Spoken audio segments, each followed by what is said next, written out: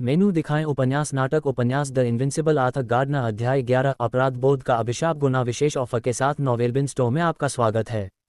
उपन्यास से संबंधित उत्पादों पर सर्वोत्तम सौदे प्राप्त करने के लिए https://novelbin.store पर प्रोमो कोड 6B95HKJN का उपयोग करें। खरीदारी का आनंद लें। द इनविंसिबल आर्थर गार्डनर अपराध बोध का अभिशाप अध्याय 11 अपराध बोध का अभिशाप। हनी, मुझे इस कार से बहुत प्यार है। यह नीले रंग की इतनी खूबसूरत छाया है, मुझे वास्तव में एक चाहिए। लिंडा ने प्यार से माको की बांह पकड़ ली। एक दूसरे के लिए उनका प्यार देखने वालों के लिए पूरी तरह से प्रदर्शित हो गया। सर, विक्रेता ने शुरू किया, ये कार अविश्वसनीय रूप से दुर्लभ है। अगर आप इसे अपने साथी के लिए खरीदेंगे तो वे वास्तव में आभारी होंगे। बेशक मैं ये कार खरीदूंगा, माको ने अपने पास खड़े सेल्समैन को घूरते हुए कहा। अब आप जा सकते हैं। अगर मुझे कुछ चाहिए तो मैं आपको फ़ोन करूंगा। उसने सेल्समैन के पैर पर एक जोरदार लात मारी, जिससे वह आदमी झुक गया और जल्दी से पीछे हट गया। क्या समय की बर्बादी है, माको ने बड़बड़ाया। मुझे ये पसंद नहीं है जब मैं कार खरीदने की प्रक्रिया में हूं और दूसरे लोग बस मेरे आसपास घूम रहे हैं। प्रिय, आप जानते हैं, माको ने धीरे से कहा, ये कार आपके लिए बिल्कुल सही नहीं है। इसका रंग एक आदमी के लिए अधिक उपयुक्त है। क्यों न हम कुछ और अधिक किफ़ायती खोजने की कोशिश करें। लिंडा ने विरोध किया, लेकिन माको, आपने वादा किया था कि आप मुझे एक कार खरीदेंगे। आह भरते हुए माको ने जवाब दिया, मुझे पता है प्रिय, लेकिन मुझे लगता है कि अगर हम कुछ और अधिक बजट अनुकूल पाते हैं तो ये बेहतर होगा। क्या तुम सहमत नहीं हो? लिंडा की आवाज़ में चोट भरी हुई थी जब उसने कहा, लेकिन मुझे समझ नहीं आ रहा है कि तुम पीछे क्यों हट रहे हो। नहीं माको, ऐसा नहीं होना चाहिए। मैंने तुम्हें अपना कौमार्य दिया और तुमने मुझसे कुछ वादा किया। मुझे ये स्पष्ट है कि यह सब तुम्हारे लिए सिर्फ एक खेल है, लेकिन मुझे पता है कि तुम्हें अपना वचन निभाना होगा। नोवेल रूम सीट सामग्री। हाँ, लेकिन मैं किसी और को ढूंढ सकता हूँ जो कम कीमत पर मेरे साथ रहने को तैयार हो। इसके अलावा मुझे ये भी यकीन नहीं है कि तुम अभी भी कुंवारी हो। मैं इतनी उदार रही हूँ कि तुम्हें कार चुनने का मौका दिया, लेकिन यह नहीं। तुम इसके लायक नहीं हो। लिंडा ने माको की बांह पकड़ी, उसे अपने पास खींचा। उसने उसे गले लगाया, उसे अपने शरीर को उसके शरीर से सटाने दिया। वह अपनी सुंदरता से वाकिफ थी और कई पुरुषों की ईर्ष्या का कारण थी।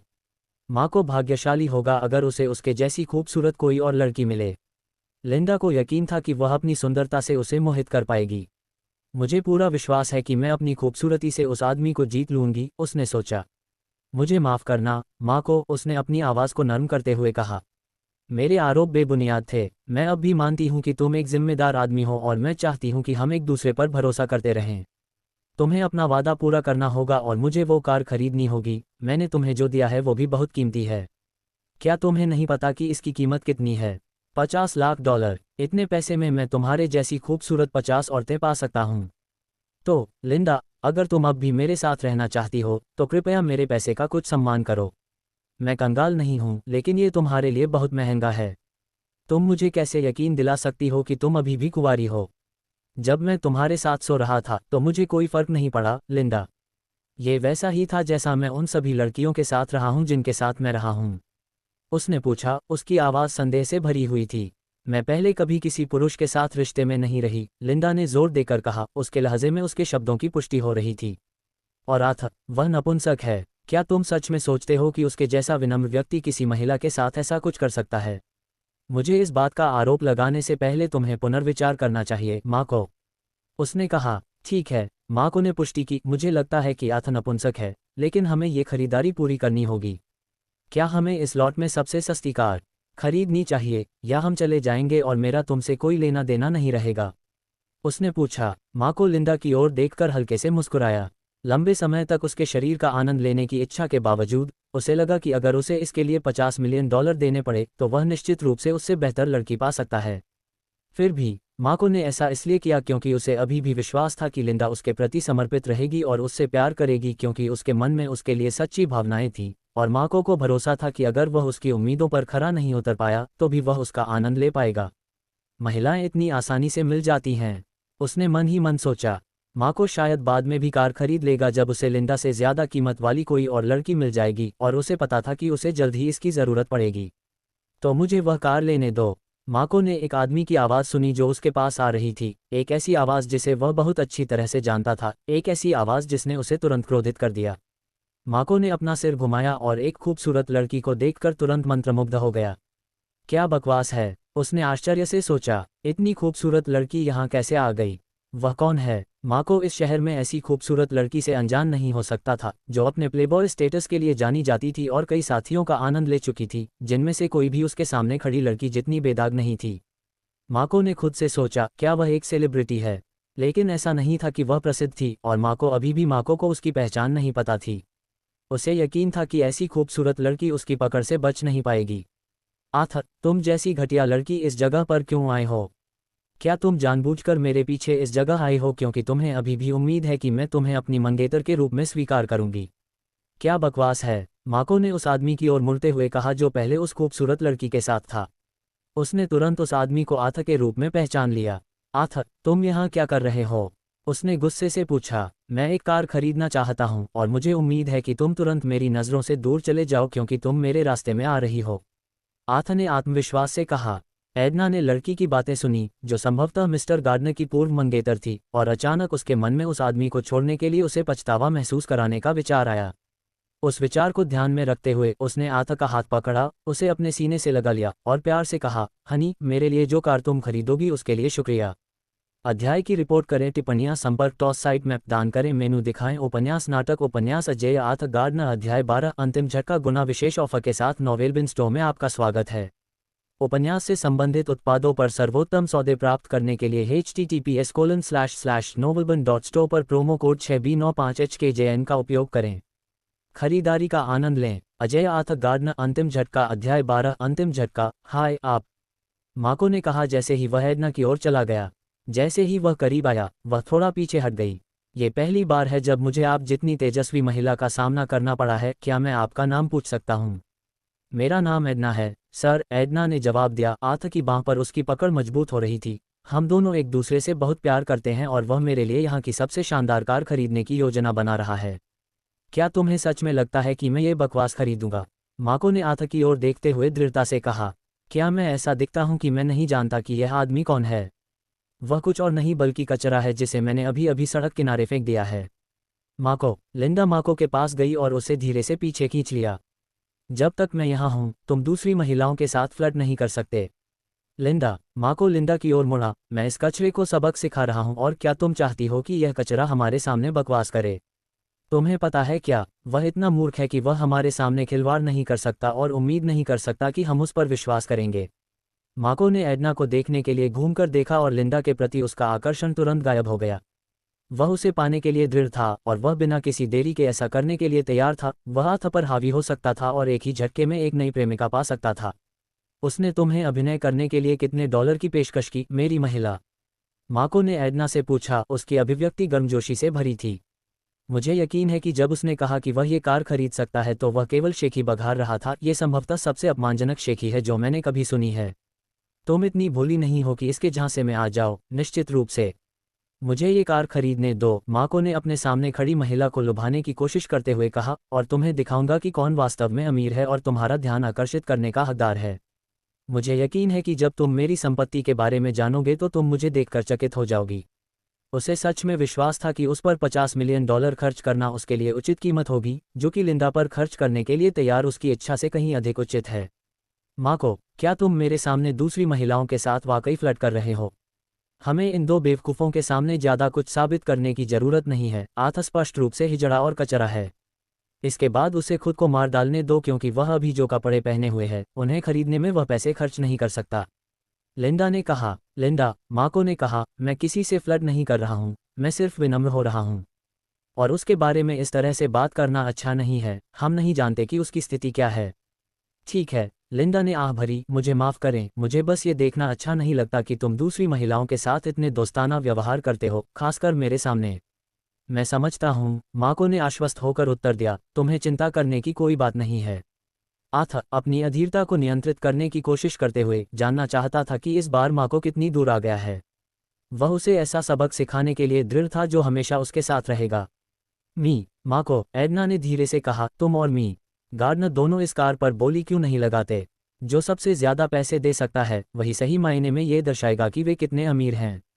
एडना को यकीन था कि गार्डनर के लिए पैसे की कोई खास चिंता नहीं थी। वह बता सकती थी कि वह उसकी बात समझ गया था, फिर भी वह चुप रहा। फिर भी वह जानती थी कि एक अच्छी सहायक के रूप में उसे अपने बॉस की प्रतिष्ठा की रक्षा के लिए हर संभव प्रयास करने की आवश्यकता थी। $70 मिलियन, एडना के सुझाव पर आथ ने कहा। मैं इस राशि में ये कार खरीदूंगा। क्या? माको ने अविश्वसनीय रूप से कहा। तुम $70 मिलियन में ये कार खरीदना चाहते हो? क्या तुम पागल हो? यह एक बेतुकी राशि है, यहाँ तक कि तुम्हारा जीवन भी इतना मूल्यवान नहीं है। ये बहादुरी कहाँ से आती है? क्या तुम्हें लगता है कि कोई तुम पर विश्वास करेगा? माको को यकीन था कि आज उसकी बड़ी जीत होगी, उसके सामने खड़ी खूबसूरत लड़की के लिए उसका प्यार बढ़ जाएगा। उसके नाम के ख्याल मात्र से ही उसकी भावनाएं भड़क उठीं। उसने इस मूर्खता को जल्दी से खत्म करने और आथा को खत्म करने का निश्चय कर लिया ताकि वह अपना इनाम पा सके। फिर माको ने उस जगह पर मौजूद सेल्सपर्सन को बुलाया। अरे तुम बकवास! फिर उसने आथा से कहा, जो कीमत तुमने पहले बोली थी वही चुकाओ ताकि मैं जान सकूं कि तुम जो कह रहे हो वही सही है। आथा ने तुरंत 70 मिलियन का भुगतान कर दिया और जल्द ही बिक्री प्रबंधक जेम्स के पास मौजूद डिवाइस से एक सफलता की सूचना सुनाई दी। क्या तुम इस आदमी के साथ मिलीभगत कर रहे हो? बकवास! माको ने कहा। उसकी चिड़चिड़ाहट बढ़ गई क्योंकि आथा ने वास्तव में उसके द्वारा बताए गए 70 मिलियन का भुगतान किया था। उसे यकीन था कि आथा झूठ बोल रहा था और यह पैसा उसने किसी से उधार लिया था। टस $70 मिलियन मेरे लिए एक छोटी सी दौलत है, माको ने मुस्कुराते हुए कहा। मैं ये कार $80 मिलियन में खरीदूंगा। माको ने एडना की ओर देखा, फिर पैसे चुकाने लगा। आथा ने कहा, $100 मिलियन। फिर उसने कार पर बोली लगाई, जल्दी से पूरी राशि का भुगतान पूरा कर दिया। माको और भी कांप उठा जब उसने वह संख्या सुनी जिस पर आथा बोली लगा रहा था। यह एक ऐसी राशि थी जो उसके लिए अविश्वसनीय रूप से परेशान करने वाली थी। माको के लिए $100 मिलियन कोई छोटी रकम नहीं थी, भले ही वह उसकी पहुंच में थी। लेकिन अचानक उसके मन में एक शानदार विचार आया और उसे विश्वास था कि यह आथा को उसके निर्णय पर जीवन भर पछताएगा और शायद उसी स्थान पर आत्महत्या भी कर लेगा। क्या बकवास है? उसने कहा। अब मैं एक नया नियम लागू करूंगा, जो भी हारेगा उसे कोई रिफंड नहीं मिलेगा। ओह, क्या तुम गंभीर हो, माको? आथा ने आश्चर्यचकित होकर पूछा। क्या इसका मतलब यह है कि अगर मैं हार गया तो मेरा पैसा चला जाएगा? क्या तुम अपनी मूर्खता स्वीकार करना चाहोगे? माको ने उत्तर दिया, मुझे उम्मीद है कि तुम नग्न हो जाओगे और सड़क पर चिल्लाते हुए दौड़ोगे कि तुम अभी कचरा हो। नोवेल ड्रामा ऑग सर्वाधिकार कॉपीराइट सामग्री। ठीक है, मैं तुम्हारा प्रस्ताव स्वीकार करता हूं। आथा ने अनिच्छा से सहमति व्यक्त की, ये देखते हुए कि उसके पास कोई अन्य विकल्प नहीं था। मैं इस कार पर $120 मिलियन की बोली लगाऊंगा और मुझे उम्मीद है कि तुम इससे अधिक बोली नहीं लगाओगे क्योंकि मैं अपने सपनों की लड़की के सामने बेवकूफ़ नहीं दिखना चाहता। आथा ने फिर वादा किए गए पैसे चुकाए और माको के सामने उदास चेहरा बनाया। उस पल माको को लगा कि उसने जीत हासिल कर ली है। $130 मिलियन, उसने विजयी भाव से कहा और तुरंत पैसे चुका दिए। आखिरकार उसे वह जीत हासिल हुई जो वह चाहता था। आथा ने आत्मसमर्पण में अपने हाथ ऊपर उठाए। ठीक है, मैं हार मानता हूँ। ये कार अब दोगुनी से भी ज्यादा कीमत पर तुम्हारी है और इस प्रक्रिया में मैंने $120 मिलियन खो दिए हैं। माको, मुझे यह मूल्यवान सबक सिखाने के लिए धन्यवाद। आथा को पता था कि माको अपने गौरव को बनाए रखने के लिए जो पैसा निवेश कर रहा था वह उसके लिए भी कोई मामूली खर्च नहीं था और वह जानता था कि उसने अपने कार्यों से उसे और अधिक उत्तेजित कर दिया है। इसके अलावा आथा ने प्रतिष्ठान के बिक्री प्रबंधक से जानकारी प्राप्त की थी कि उनके पास और भी अधिक असाधारण और विशिष्ट कारें हैं और उसे यह जानकारी तब मिली जब उसने पहले ही अपने खाते में $500 मिलियन जमा कर लिए थे और $200 मिलियन की कीमत पर अपनी मनचाही कार प्राप्त कर ली थी। इसलिए आथा को अब उस स्पोर्ट्स कार के लिए संघर्ष करने की आवश्यकता महसूस नहीं हुई जिसके लिए वह बस दिखावा कर रहा था। आथा मुड़ा और माको को छोड़कर चला गया। एडना भी अभी भी आथा का हाथ कसकर पकड़े हुए थी और वह पहले माको की ओर मुस्कुराहट के साथ मुड़ी थी और महसूस कर रही थी कि वह उस महान जीत को भी जीत चुकी थी जिसकी वह प्रशंसा करती थी और जिस पर उसे गर्व था। क्या बकवास है? माको ने चिल्लाया और आथा को घूर कर देखा। उसे लगा कि आथा उसके साथ खेल रहा है और वह अब वास्तव में क्रोधित था। ऐसा लग रहा था जैसे उसने पैसे व्यर्थ खर्च कर दिए हों। एडना को भी उसके किए से जरा भी फर्क नहीं पड़ा। आथा, माको ने बहादुरी से चुनौती दी, मैं तुम्हें अगले हफ्ते मेरे साथ कार रेस में भाग लेने की चुनौती देता हूं। साबित करो कि तुम में एक मर्द होने की हिम्मत और ताकत है और अगर तुम हार गए तो तुम्हें मेरे सामने घुटने टेकने होंगे और स्वीकार करना होगा कि तुम हारे हुए हो। आथा ने माको की ओर मुड़कर जवाब दिया, जरूर, मैं तुम्हारी चुनौती स्वीकार करता हूं। फिर वह दूर चला गया, अब उसकी शेखी बघारने की परवाह नहीं करता। अध्याय की रिपोर्ट करें, टिप्पणियां संपर्क करें, टॉस साइट में दान करें, मेनू दिखाएं। उपन्यास नाटक उपन्यास अजय आथ गार्डनर अध्याय 13 वांछित का नियम गुना विशेष ऑफर के साथ नोवेलबन स्टोर में आपका स्वागत है। उपन्यास से संबंधित उत्पादों पर सर्वोत्तम सौदे प्राप्त करने के लिए https://novelbun.store पर प्रोमो कोड 6B95HKJN का उपयोग करें। शॉपिंग का आनंद लें। अजय आर्थर गार्डनर वांछित का नियम अध्याय 13 वांछित का नियम आर्थर कार स्टोर से बाहर निकल गया और एडना की चमकदार नई कार ड्राइव करने के लिए तैयार थी। दुर्भाग्य से आर्थर की कार बाद में उसके घर तक नहीं पहुंचाई जाएगी। आपने जो कार खरीदी है श्री गार्डनर, वह एक विशेष मॉडल है। दुनिया भर में केवल 5 का निर्माण किया गया था।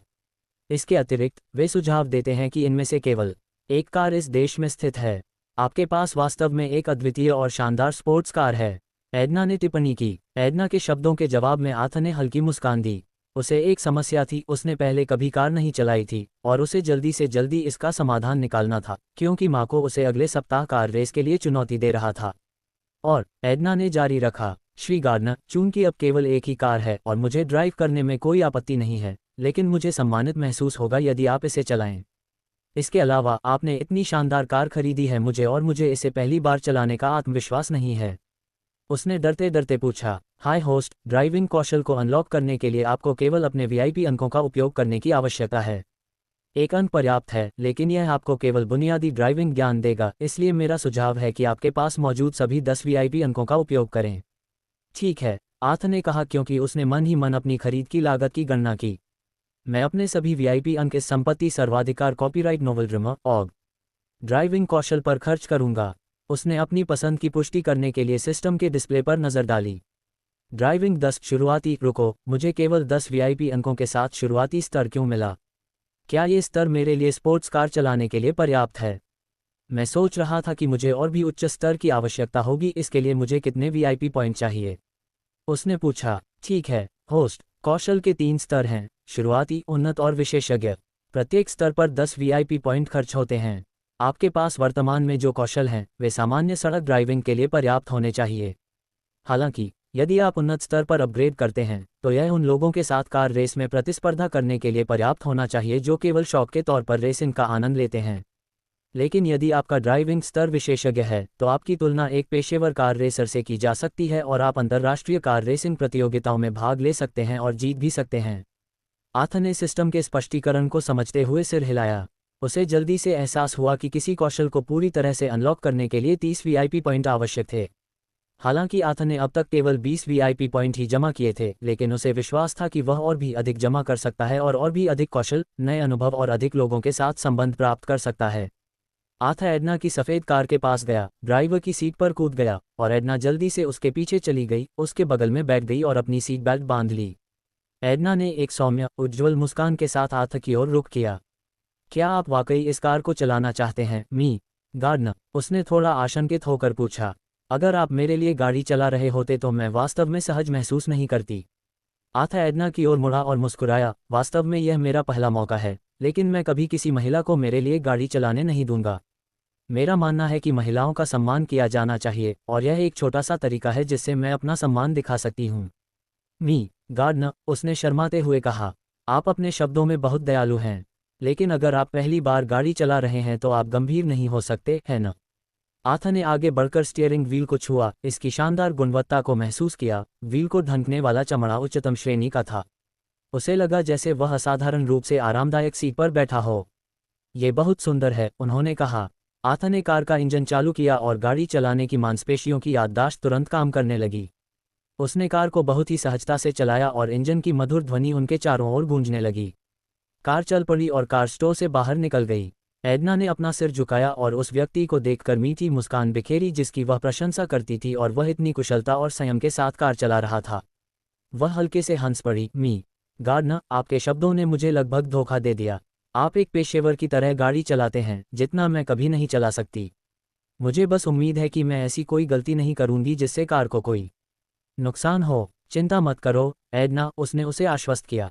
तुम बस मेरी सहायक रहोगी और मुझे प्रशासनिक और परिचालन मामलों में तुम्हारी मदद की आवश्यकता होगी। साथ ही उस व्यवसाय की देखरेख भी करनी होगी जिसे मैं खरीदना चाहती हूँ। मैं तुम्हें वह राशि दूंगी जो तुम चाहोगी। जैसा कि मैंने कहा, आर्थर ने आगे कहा, आपको होटल और रेस्तरां का प्रबंधन खुद करने की ज़रूरत नहीं है। आप इसे करने के लिए एक नए प्रबंधक की भर्ती कर सकते हैं और आपको बस इसकी निगरानी करनी है और सुनिश्चित करना है कि व्यवसाय सुचारू रूप से चल रहा है।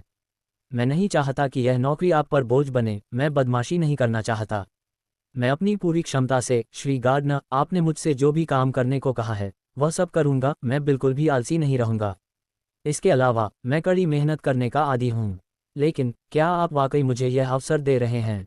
इतने कम समय में मेरी जिंदगी इतनी बदल गई है, ऐसा लगता है जैसे मैं सिंड्रेला हूँ। क्या ये सब आधी रात में गायब हो जाएगा?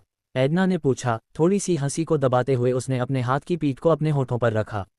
कहानी के अंत में आर्थ ने पूछा, जब वह अपनी स्पोर्ट्स कार को शहर की सड़कों पर तेजी से चला रहा था, क्या सिंड्रेला राजकुमार से शादी नहीं करती? अगर आप नहीं चाहते कि ऐसा सपना सच हो तो आप मुझसे मजाक कर रहे हैं। एडना ने आगे की सड़क की ओर मुंह किया और आश्चर्य से नज़ारा देखते हुए तेजी से आगे बढ़ रही थी। गति के बावजूद वह अभी भी कार में संतुष्ट और आराम महसूस कर रही थी। मुझे लगता है कि सिंड्रेला की कहानी हर लड़की के सपने का प्रतीक है, उसने मन ही मन बड़बड़ाते हुए कहा। और मैं झूठ नहीं बोलूंगी अगर मैं कहूं कि मुझे उम्मीद है कि यह मेरे लिए भी सच होगा, उसने सोच समझकर कहा। साथ ही एडना को उम्मीद थी कि आथव से और मुझे तुम्हारे लिए वह राजकुमार बनने दो। एडना जैसे शब्दों के साथ जवाब नहीं देगा, क्योंकि यह उसकी वर्तमान परिस्थितियों में उसे अभिभूत कर सकता है और उसे खुशी से अभिभूत कर सकता है। एडना का आपके प्रति आकर्षण आसमान छू रहा है, अब ये प्रभावशाली 80% पर है। इस बिंदु पर वह आपको खुशी देने के लिए कुछ भी करने को तैयार होगी, यहाँ तक कि आपके लिए जान भी दे सकती है। यदि यह संख्या थोड़ी और बढ़ जाती है तो वह आपके कई भागीदारों के साथ सहज भी हो सकती है। आप अंतिम हरम लॉर्ड बनने के अपने रास्ते पर हैं। सिस्टम टिप्पणी। काश मैं आपको अंगूठा दे सकता मेजबान, लेकिन दुर्भाग्य से मैं सिर्फ एक सिस्टम हूँ और मेरे पास उंगलियां नहीं हैं। मेनू दिखाएं। उपन्यास नाटक उपन्यास अजय आर्थर गार्डनर अध्याय 14 स्नो वाइट प्रिंसेस गुना विशेष ऑफर के साथ नोवेल बिन स्टोर में आपका स्वागत है। उपन्यास से संबंधित उत्पादों पर सर्वोत्तम सौदे प्राप्त करने के लिए https://novelbin.store पर प्रोमो कोड 6B95HKJN का उपयोग करें। शॉपिंग का आनंद लें। Ajay Arthur Gardner snow white princess अध्याय 14 snow white princess Claudina Rigal 20 साल की एक बेहद खूबसूरत महिला थी। उसकी त्वचा ताज़ी गिरी हुई बर्फ की तरह थी और उसके बाल चमकदार सफ़ेद रंग के थे जो उसके कंधों तक चमकदार लहरों में झर रहे थे। उसकी आंखें एक स्पष्ट गर्मियों के आकाश की चमकदार नीली थीं और उसकी मुस्कान किसी के भी दिन को अपनी चमक से रोशन कर सकती थी, जैसे कि धूप की किरण। क्लॉडिना एक अविश्वसनीय रूप से प्रतिभाशाली गायिका थी, जिसमें एक जन्मजात प्रतिभा थी, जिसने औपचारिक प्रशिक्षण के बिना भी कई लोगों का ध्यान आकर्षित किया। कुछ ही समय में वह रातों रात सनसनी बन गई। उसकी खूबसूरत आवाज़ हवा में एक हल्की हवा की तरह उड़ती थी और सुनने वाले सभी को मंत्रमुग्ध कर देती थी। लोग क्लॉडिना की सुंदरता से मोहित हो गए थे, अक्सर उसे स्नो वाइट प्रिंसेस के रूप में संदर्भित करते थे। उसकी आवाज़ मोहक थी, एक जलपरी के गीत की तरह जो सुनने वाले सभी को मंत्रमुग्ध कर देती थी। उसके गीत भावनाओं से भरे थे और उसकी आवाज़ में दुख और खुशी दोनों ही थे। वह प्यार और हानि, आशा और निराशा, फिर भी उसके सभी गीत सुंदर थे। क्लॉडिना की आकर्षक उपस्थिति एक देवदूत की तरह थी।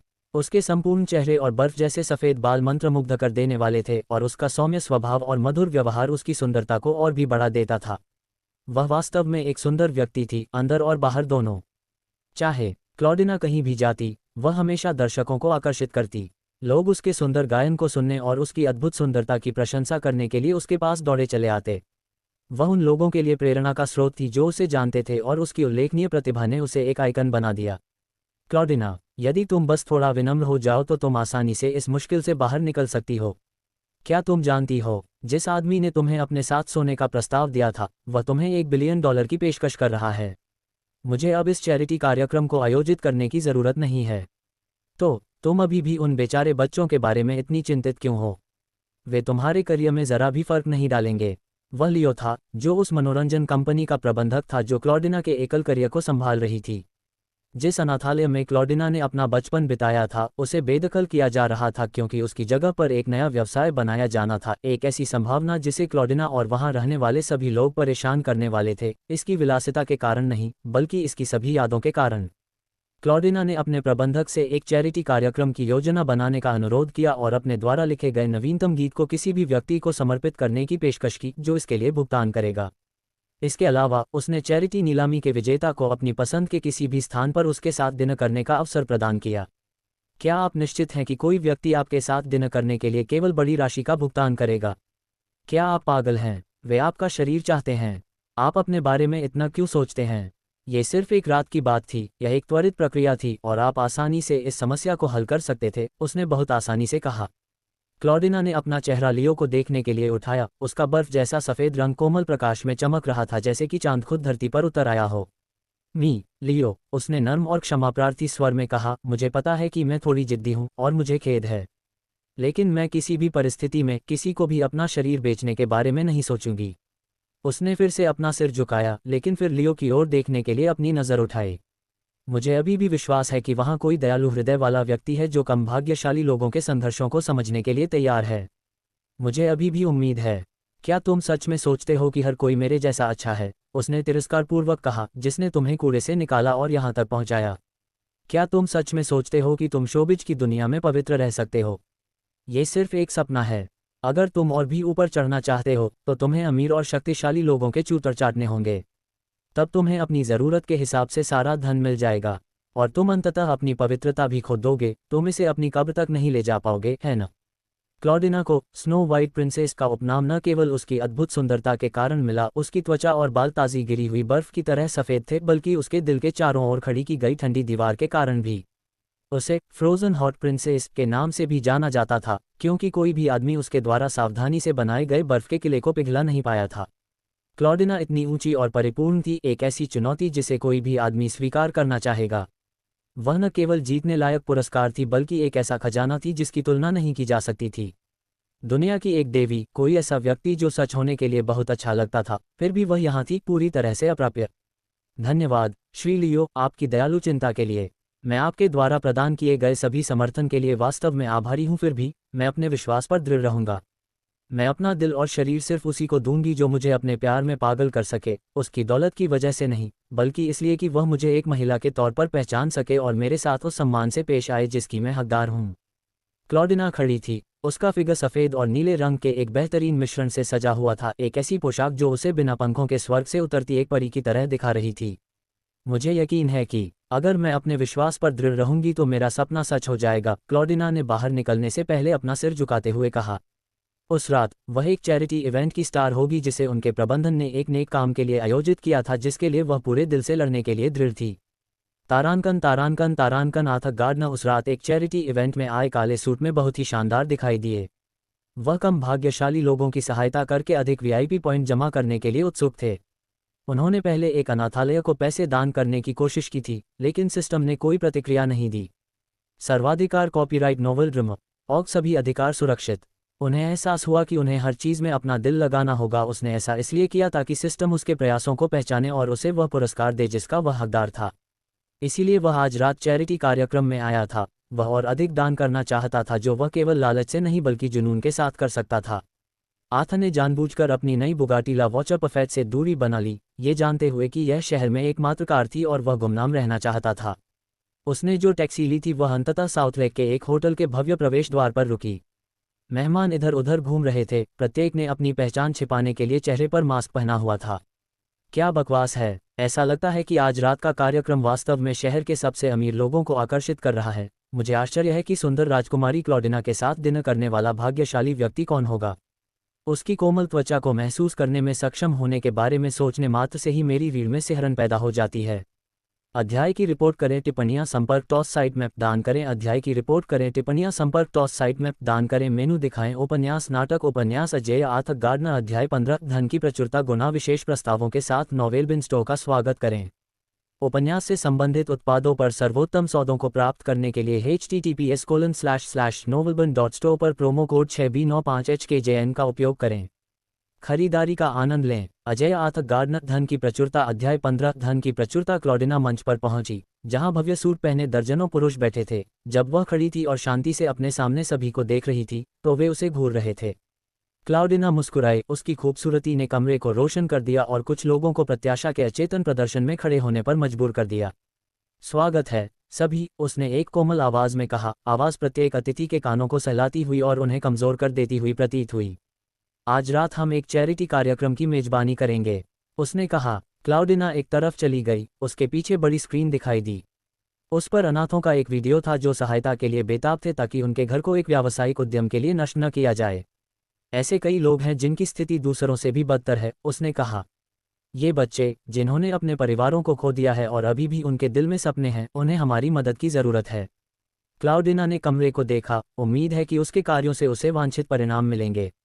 वह अपने इरादों को वास्तविकता बनाने के लिए दृढ़ थी। मुझे इस कचरे की कोई परवाह नहीं है, चलो बस चैरिटी के साथ आगे बढ़ते हैं। आपको कितने पैसे चाहिए? मैं अभी सब कुछ चुका दूंगी और बदले में मैं बस इतना चाहती हूँ कि तुम रात भर मेरा साथ दो। क्या बकवास है। क्या तुम्हें लगता है कि कोई इन गरीब अनाथों की मदद करने के लिए यहाँ है?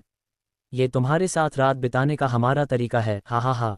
मैं उसके साथ सोने के लिए कोई भी कीमत चुका सकता हूँ। क्लॉडिना ने पुरुषों की आवाज़ सुनी, लेकिन उसने उन्हें अनदेखा करने की पूरी कोशिश की। अचानक उसने मंच के कोने में माइक्रोफोन पकड़ लिया और एक गाना गाना शुरू कर दिया। एक आदमी ने पियानो बजाया और मधुर संगीत हवा में भर गया। क्लॉडिना ने भी अपना गाना गुनगुनाया जो आत्मा और आकर्षण से भरा था। क्लॉडिना ने एक आकर्षक मधुर आवाज में गाया जिससे सभी श्रोता विस्मय में पड़ गए। हर कोई अवाक था, उसके मंत्रमुग्ध प्रदर्शन से मंत्रमुग्ध था। क्या शानदार गायन है। वह वास्तव में एक आदर्श लड़की है जिसे एक दिव्य आवाज और शरीर का आशीर्वाद मिला है, किसी ने कहा। बस उसका गायन सुनकर मैं उत्तेजित हो जाता हूँ। मैं कम से कम एक बार उसके साथ प्यार करने में सक्षम होने के लिए कुछ भी कर सकता हूँ, एक और ने कहा। मैं कुछ नहीं कर सकता। मैं वाकई उसे चाहता हूँ, तीसरे ने कहा। क्लॉडिना ने अपना गाना पूरा करने के बाद वह मंच के किनारे सोफे पर चली गई और एक आदमी जो होस्ट के रूप में काम कर रहा था उसकी जगह ले ली। ठीक है सब लोग, चलो हमारे चैरिटी कार्यक्रम की शुरुआत करते हैं।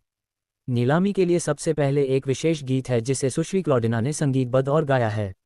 उन्होंने इसमें अपना दिल और आत्मा डाल दी है, इसलिए उनकी अपार प्रतिभा को देखने वाले पहले व्यक्ति बने। हमारी अपनी व्हाइट स्नो प्रिंसेस बोली $1,00,000 से शुरू होती है। उन्होंने नीलामी शुरू होते ही घोषणा की।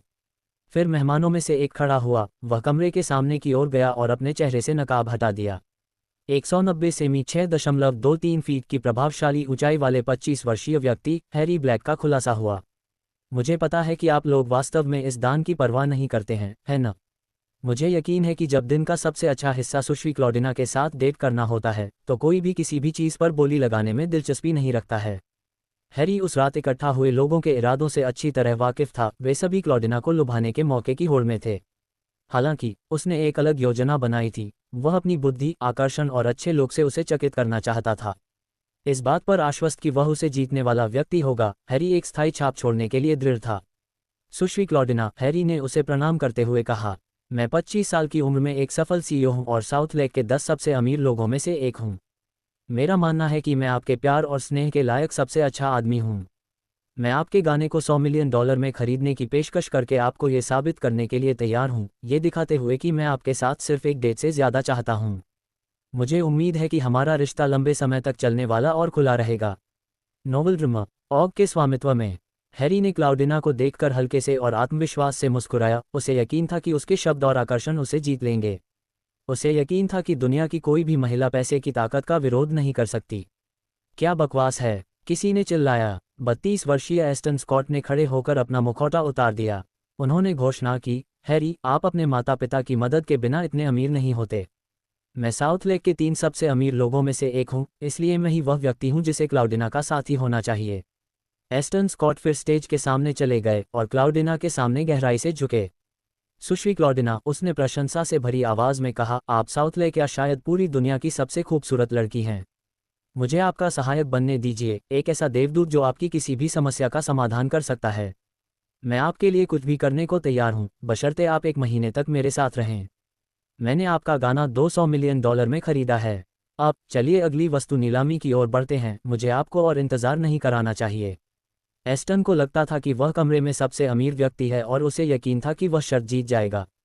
जब उसने क्लॉडिना के शानदार चेहरे को देखा तो उसका उत्साह और बढ़ गया। उसने अपने होंठ चाटे, अपनी इच्छा को रोक नहीं पाया। मैं उसके शरीर का आनंद लेने वाला पहला व्यक्ति बनूंगा, उसने सोचा। $300 मिलियन, हैरी ब्लैक ने एस्टन की ओर आत्मविश्वास से मुस्कुराते हुए दोहराया। आप मुझसे इतनी आसानी से छुटकारा नहीं पाएंगे, मिस्टर एस्टन। मैं यहाँ अपनी प्रतिबद्धता दिखाने आया हूँ, जबकि आप केवल अपनी वासना को संतुष्ट करने आए हैं। मैं ही वह व्यक्ति हूँ जो इस नीलामी को और सुंदर क्लॉडिना का दिल जीतने जा रहा हूँ। तुम क्या सोचते हो कि तुम मुझसे अलग हो, बच्चे? एस्टन ने चुनौती दी। $400 मिलियन। बेहतर होगा कि तुम रुक जाओ और अगली नीलामी के लिए अपने पैसे बचाकर रखो। भीड़ अवाक रह गई जब उन्होंने 2 अपार धनवान लोगों को रात की नीलामी की सबसे बेकार वस्तु के लिए प्रतिस्पर्धा करते देखा। यह बिल्कुल स्पष्ट है कि उनके पास बहुत सारा पैसा है। मुझे नहीं लगता कि मैं अब उनसे अधिक बोली लगा सकता हूँ, दर्शकों में से एक ने बड़बड़ाया। मुझे परवाह नहीं है, मैं क्लॉडिना को डेट करने के लिए पूरी कोशिश कर रहा हूँ। $1 बिलियन। कमरे के कोने में किसी ने पुकारा। अपना हाथ उठाते हुए उसने उस वस्तु पर बोली लगाई जिसके लिए हैरी और एस्टन लड़ रहे थे। अध्याय की रिपोर्ट करें, टिप्पणियां, संपर्क, टॉस, साइट मैप, दान करें, मेनू दिखाएं, उपन्यास, नाटक, उपन्यास, अजय आर्थर गार्डनर। अध्याय 16, चमकदार प्रदर्शन, गुना विशेष ऑफर के साथ नोवेल बर्नस्टो का स्वागत करें।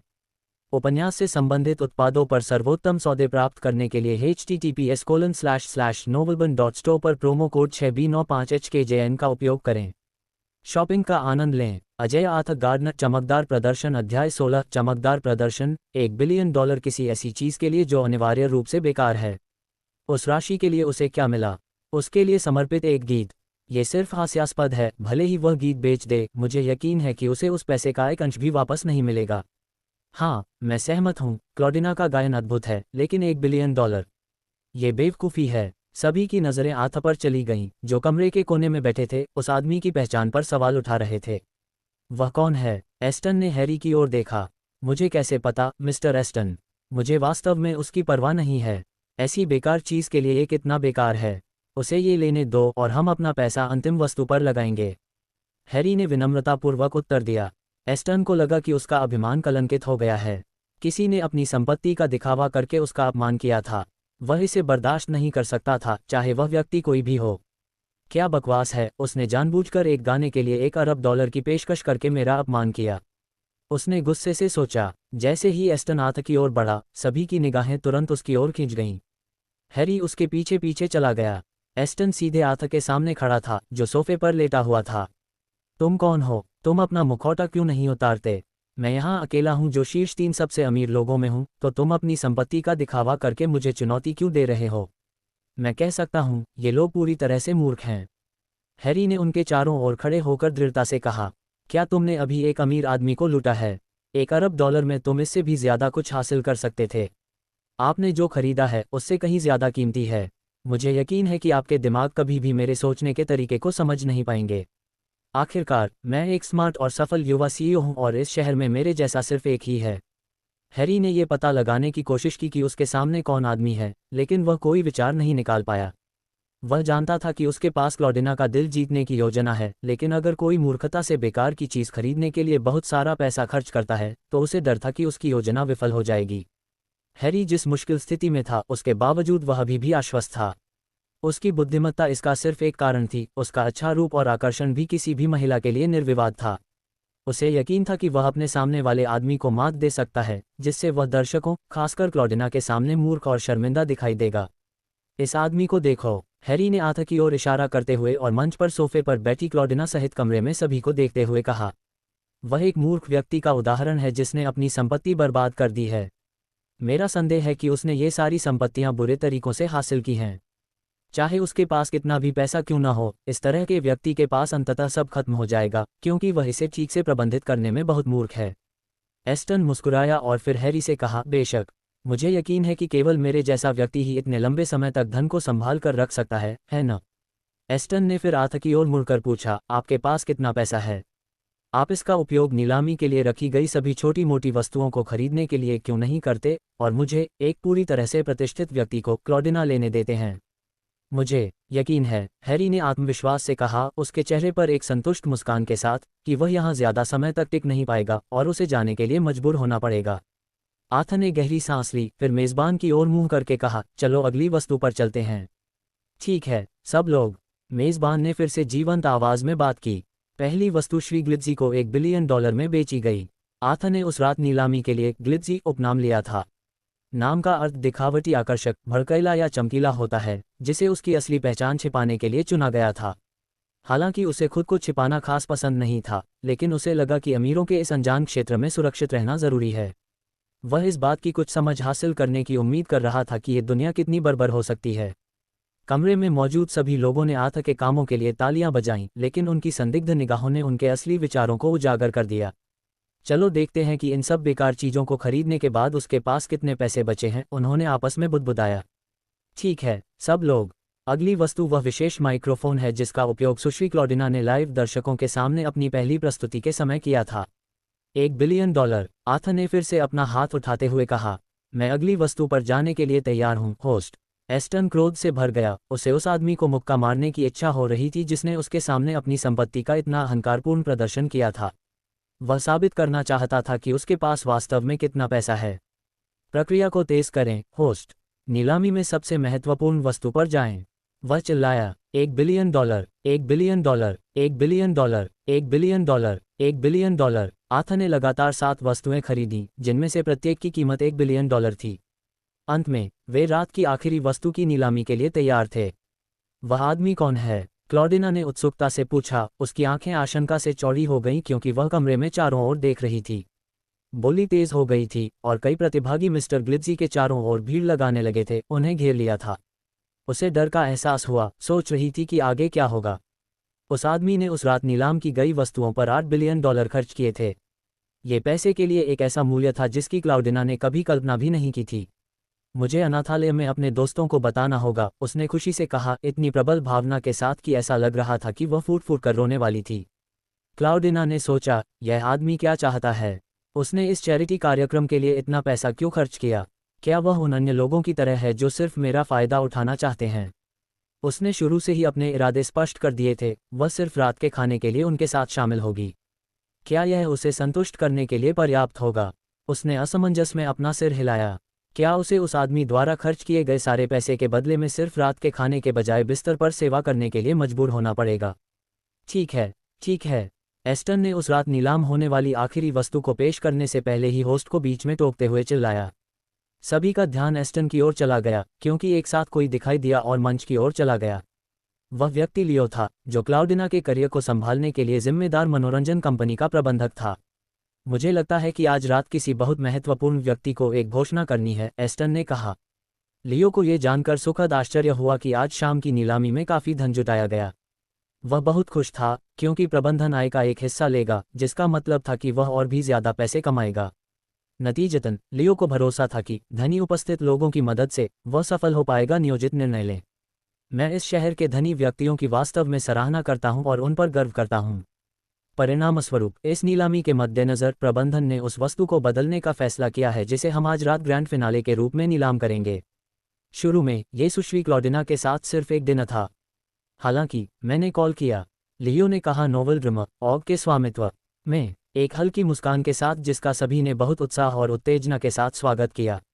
लियो, क्लॉडिना ने हताश होकर चिल्लाया, लेकिन फिर एक जैसे काले सूट पहने 4 बड़े आदमियों ने अचानक उसे घेर लिया। चलो आज रात नीलामी को और भी दिलचस्प बनाते हैं। सुश्री क्लॉडिना की वर्जिनिटी को सबसे अधिक बोली लगाने वाले को नीलाम करके लियो ने घोषणा की। अध्याय की रिपोर्ट करें, टिप्पणियां, संपर्क, टॉस साइट मैप दान करें, मेनू दिखाएं, उपन्यास, नाटक, उपन्यास, अजय आर्थ गार्डनर। अध्याय 17, अपने स्थान पर खड़े रहो। गुना विशेष ऑफर के साथ नोवेल बन स्टोर का स्वागत करें। उपन्यास से संबंधित उत्पादों पर सबसे अच्छे सौदे पाने के लिए https://novelbun.store पर प्रोमो कोड 6B95HKJN का उपयोग करें।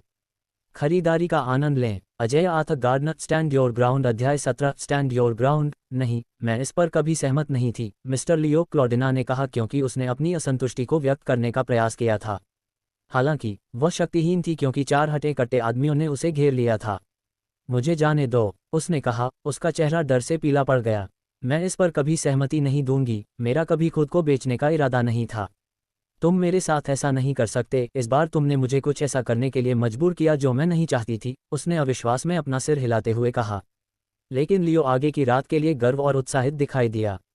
आखिरकार, अगर कोई बेकार की चीज़ पर $1 अरब खर्च करने को तैयार है, तो वह क्लॉडिना के शरीर का आनंद लेने के लिए कितना खर्च करने को तैयार होगा।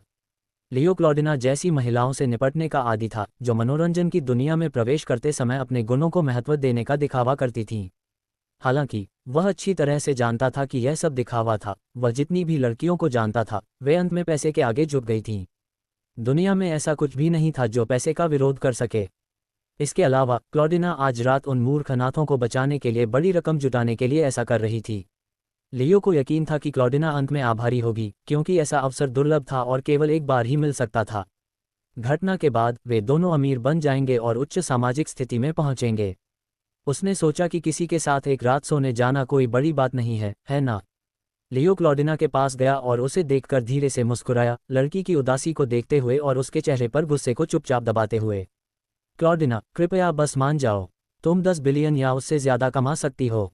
तुम्हें बस किसी के साथ रात भर रहना है। क्या ये बढ़िया प्रस्ताव नहीं है? क्लॉडिना ने अपना सिर जोर से हिलाया। मैं इस पर कभी सहमत नहीं थी, लियो। कृपया इस बात पर पुनर्विचार करें कि आप मुझसे क्या करने के लिए कह रहे हैं। क्लॉडिना इस समय वास्तव में फंस गई थी। वह असहाय थी और उसका कोई नियंत्रण नहीं था। वह अकेली थी, जबकि उसके आसपास के सभी लोग उसे कुछ ऐसा करने के लिए मजबूर कर रहे थे जो वह नहीं करना चाहती थी। कौमार्य, क्या ये वास्तव में इतना महत्वपूर्ण है? शायद दूसरों के लिए ये बस कुछ आकस्मिक बात हो, लेकिन क्लॉडिना के लिए नहीं। वह एक लड़की थी जो अनाथालय में पली बड़ी थी, जिसे स्नेह से वंचित रखा गया था। उसने इतना कुछ सीखा था कि अगर कोई उसे अंततः मिल जाए और उसे वह प्यार दे सके जो वह चाहती थी और जिसका वह सपना देखती थी, तो वह उसे कुछ भी देने को तैयार थी, जिसमें उसका कौमार्य भी शामिल था, जो शायद इतना महत्वपूर्ण न लगे। फिर भी कम से कम वह अपनी पवित्रता उस आदमी को दे सकती थी जो अंततः उसका दिल जीत लेगा। क्लॉडिना, तुम्हें सच में समझना होगा कि पैसा प्यार के समान है। तुम्हें क्या लगता है कि प्यार वास्तव में क्या है? क्या तुम्हें लगता है कि कोई बिना सोचे समझे $10 बिलियन दे देगा? बिल्कुल नहीं। वे इसे प्यार से करते हैं, वे तुम्हारे लिए अपने प्यार का इजहार करने की कोशिश करते हैं। और इसलिए मुझे लगा कि आज रात तुम्हें अपना सच्चा प्यार मिल जाएगा। कोई ऐसा जो तुम्हारे साथ रहने के लिए सबसे ज्यादा पैसे देगा। इसीलिए इसे प्यार करना कहते हैं, है ना? क्या तुम समझ रही हो कि मैं क्या कह रहा हूँ? लियो ने कहा, उसका चेहरा और मुस्कान आश्वस्त करने वाली थी। मेरा विश्वास करो, जब ये सब खत्म हो जाएगा तो तुम मुझे यह अवसर देने के लिए धन्यवाद दोगी। क्या तुम समझती हो? हैरी ब्लैक ने जल्दी से स्थिति का आकलन किया और महसूस किया कि अपनी बुद्धि के साथ वह निश्चित रूप से जीत जाएगा। वह रात को जीतने के अलावा और कुछ नहीं चाहता था, साथ ही साथ क्लॉडिना के शरीर और दिल को भी।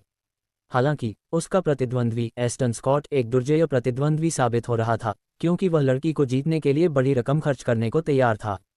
यह महसूस करते हुए कि पैसा निर्णायक कारक नहीं होगा, हैरी ने खुद से सोचा, अगर मैं उसे अपने धन से प्रभावित नहीं कर सकता तो मुझे इसे अपनी बुद्धि से करना होगा। आखिरकार मैं सबसे अच्छा बोलने वाला व्यक्ति हूं जिसे मैं जानता हूं।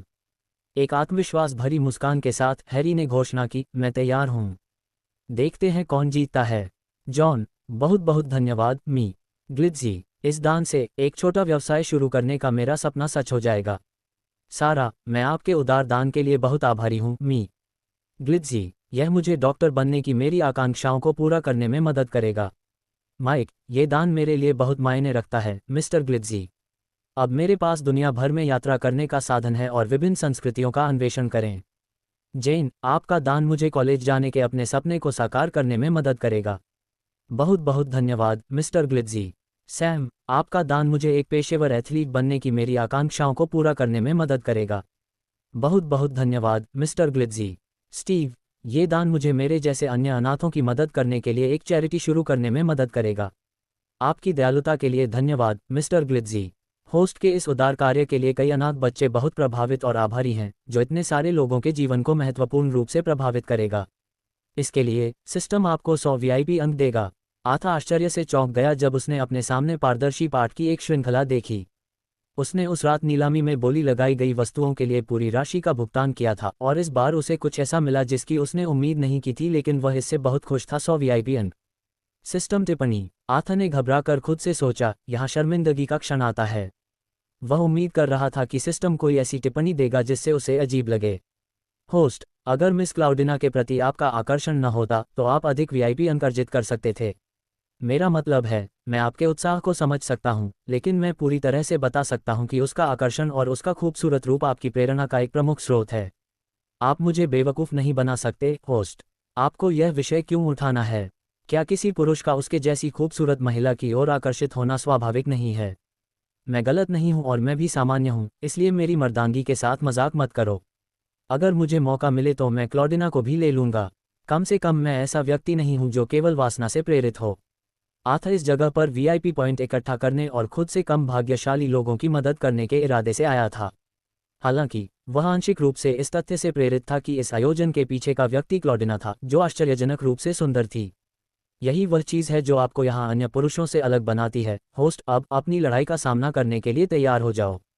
अध्याय की रिपोर्ट करें, टिप्पणियां, संपर्क, टॉस साइट में दान करें, मेनू दिखाएं, उपन्यास, नाटक, उपन्यास, अजय आर्थ गार्डनर। अध्याय 18, महत्वाकांक्षा की कीमत गुना। विशेष ऑफर के साथ नोवेल बन स्टोर का स्वागत करें। उपन्यास से संबंधित उत्पादों पर सर्वोत्तम सौदे प्राप्त करने के लिए https://novelbun.store पर प्रोमो कोड 6B95HKJN का उपयोग करें। खरीदारी का आनंद लें। अजय आर्थर गार्डनर C18 महत्वाकांक्षा की कीमत अध्याय 18 महत्वाकांक्षा की कीमत होस्ट आर्थर गार्डनर शेष 99 खरब 61 अरब 47 करोड़ 49,99,995 अमेरिकी डॉलर शरीर 30 अच्छा दिमाग 35 अच्छा VIP अंक 100 कौशल 1 ड्राइविंग 10 शुरुआती पार्टनर 1 एडना रॉस 22 80%। आर्थर मुस्कुराया क्योंकि उसने ढेर सारे VIP पॉइंट्स जमा कर लिए थे ठीक उसी समय जब वह एक मुश्किल स्थिति में था जो उसे कुछ असाधारण करने के लिए मजबूर कर सकती थी। यार मैं 100 VIP पॉइंट्स के साथ कुछ बेहतरीन काम कर सकता हूँ, उसने सोचा। अगर उसे इसे हल करना था तो आर्थर अपने VIP पॉइंट्स को बॉडी में और बाकी को मार्शल आर्ट्स स्किल्स में लगा सकता था जो उसे तुरंत एक औसत जो से आयरन फिस्ट में बदल देगा। जो नीलामी हो रही थी उसने एक आपराधिक मोड़ ले लिया था क्योंकि आयोजक क्लॉडिना की वर्जिनिटी को नीलाम करने का प्रयास कर रहे थे जिसे उसने स्पष्ट रूप से अस्वीकार कर दिया था। ऐसा लग रहा था जैसे कमरे में मौजूद पुरुष जंगली जानवर बन गए थे जो अपनी पूरी ताकत से भव्य पुरस्कार के लिए लड़ने के लिए तैयार थे, खासकर वे जो महसूस करते थे कि उनके पास पर्याप्त धन है। वह एक कठिन परिस्थिति का सामना कर रहा था। उसे यकीन नहीं था कि अगर उसने कुछ किया तो क्या होगा। कुछ लोग नाराज हो सकते हैं और लड़ाई छिड़ सकती है या दूसरा पक्ष सशस्त्र सुदृढ़ीकरण ला सकता है। वह क्लॉडिना की मदद करना चाहता था, चाहे वह उसकी सुंदरता के लिए वास्तविक चिंता या प्रशंसा के कारण हो। किसी भी तरह से वह अपने सामने ऐसा कुछ नहीं होने देगा। आर्थर ने आह भरी जब लियो ने रात की आखिरी नीलामी शुरू की। रुको रुको, युवा CEO हैरी ब्लैक ने चिल्लाया जैसे ही वह जल्दी से अपने पैरों पर वापस खड़ा हुआ। मुझे एक पल दो। वह आगे बढ़ा और सभी बोलीदाताओं का सामना किया, ये सुनिश्चित करना चाहता था कि वे सभी उसे सुन लें। हम इसे जारी नहीं रहने दे सकते, उसने कहा। तुम्हें क्या लगता है कि तुम क्या कर रहे हो, हैरी? एस्टन ने विरोध में कहा। क्या तुम मजाक कर रहे हो? तुम बस इस नीलामी के लिए समय खरीदने की कोशिश कर रहे हो। क्या तुम्हें नहीं लगता कि मेरे पास तुम्हारी बकवास सुनने से बेहतर काम है? नहीं, कृपया मुझे समझाने दो, हैरी ने जोर दिया। हम सभी जानते हैं, हैरी ने आगे कहा, हम यहाँ एक ही लक्ष्य को ध्यान में रखकर आए हैं। लेकिन अगर हमारी यात्रा का अंत सुश्री क्लॉडिना के कौमार्य की नीलामी के साथ होता है तो ये बहुत सरल होगा। ये सही नहीं है। क्लॉडिना ने हैरी की ओर देखा जब वह बोल रहा था, सोच रहा था क्या वह मेरे लिए खड़ा होगा। हालांकि हैरी के दिमाग में यह नहीं था। वह अपने एक प्रतिद्वंद्वी, चिड़चिड़े और अप्रिय ब्लिट्ज़ी से छुटकारा पाने पर ध्यान केंद्रित कर रहा था। इसलिए उसने एक योजना बनाई। मुझे नहीं लगता कि हर कोई इससे सहमत होगा। मुझे लगता है अभी के लिए सुश्री क्लॉडिना के साथ अकेले में डिनर करना मेरे लिए पर्याप्त से अधिक होगा, हैरी ने कहा। फिर वह क्लॉडिना की ओर मुड़ा और मुस्कुराया। तो आप क्या सुझाव देते हैं? एस्टन चिल्लाया, उसका चेहरा गुस्से से लाल हो गया। तुम चाहते हो कि हम यह नीलामी छोड़ दें? क्या तुम पागल हो? नहीं, मुझे लगता है कि हमें नीलामी में सुश्री क्लॉडिना के साथ डिनर को बनाए रखना चाहिए। ये बहुत अनुचित नहीं लगता है न? हैरी ने लियो की ओर देखते हुए पूछा। ठीक है। लियो इस विचार से खुश था क्योंकि इसका मतलब था कि अधिक पैसा आएगा जिससे वह और भी अमीर हो जाएगा।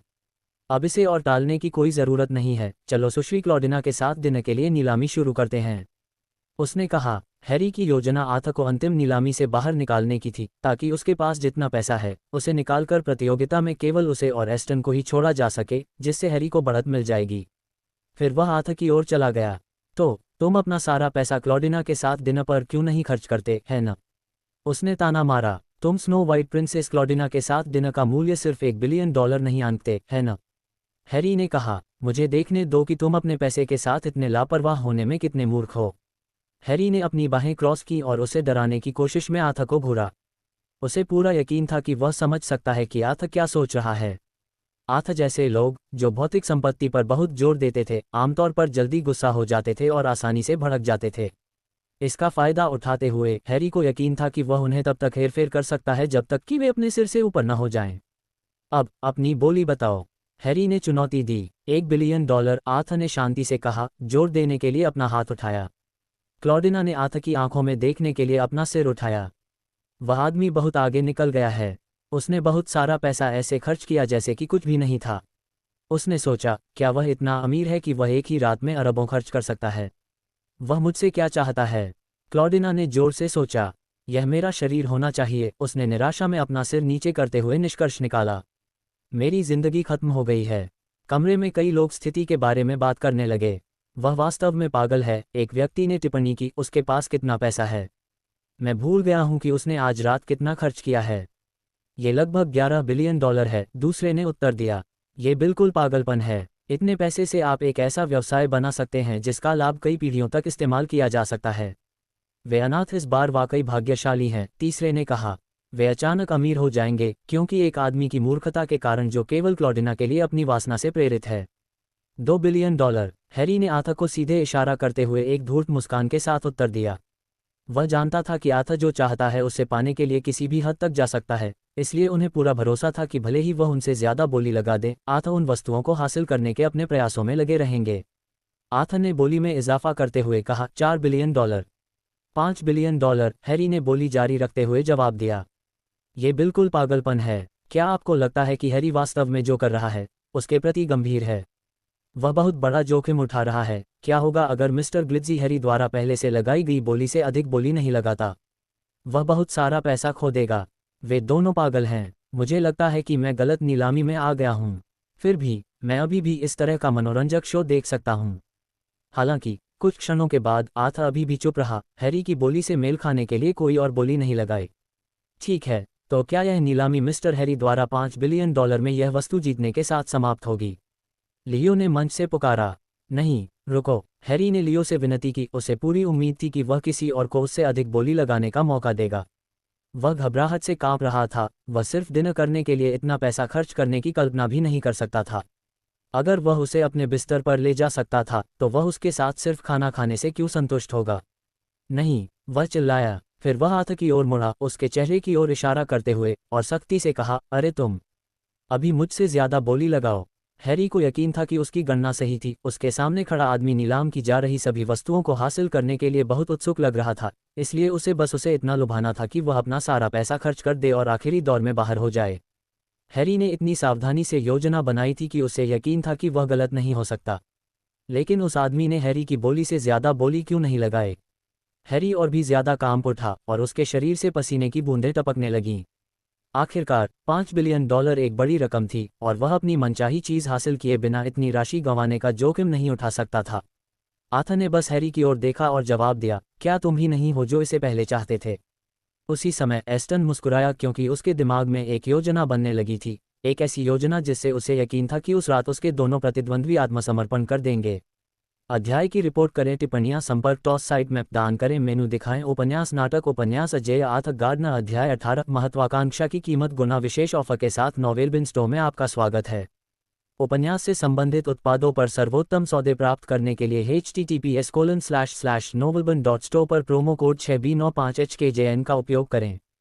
खरीदारी का आनंद लें। अजय आर्थर गार्डनर C18 महत्वाकांक्षा की कीमत। अध्याय 18 महत्वाकांक्षा की कीमत। Host Arthur Gardner. शेष 99,61,47,49,99,995 अमेरिकी डॉलर। बॉडी 30 अच्छा, दिमाग 35 अच्छा, VIP अंक 100, कौशल 1, ड्राइविंग 10, शुरुआती पार्टनर 1, एडना रॉस 22 80%। आर्थर मुस्कुराया क्योंकि उसने ढेर सारे VIP पॉइंट्स जमा कर लिए थे, ठीक उसी समय जब वह एक मुश्किल स्थिति में था जो उसे कुछ असाधारण करने के लिए मजबूर कर सकती थी। यार, मैं 100 VIP पॉइंट्स के साथ कुछ बेहतरीन काम कर सकता हूँ, उसने सोचा। अगर उसे इसे हल करना था तो आर्थर अपने VIP पॉइंट्स को बॉडी में और बाकी को मार्शल आर्ट्स स्किल्स में लगा सकता था, जो उसे तुरंत एक औसत जो से आयरन फिस्ट में बदल देगा। जो नीलामी हो रही थी उसने एक आपराधिक मोड़ ले लिया था, क्योंकि आयोजक क्लॉडिना की वर्जिनिटी को नीलाम करने का प्रयास कर रहे थे, जिसे उसने स्पष्ट रूप से अस्वीकार कर दिया था।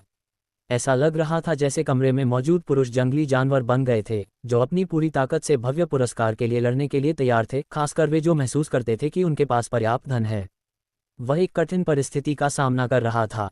उसे यकीन नहीं था कि अगर उसने कुछ किया तो क्या होगा। कुछ लोग नाराज हो सकते हैं और लड़ाई छिड़ सकती है, या दूसरा पक्ष सशस्त्र सुदृढ़ीकरण ला सकता है।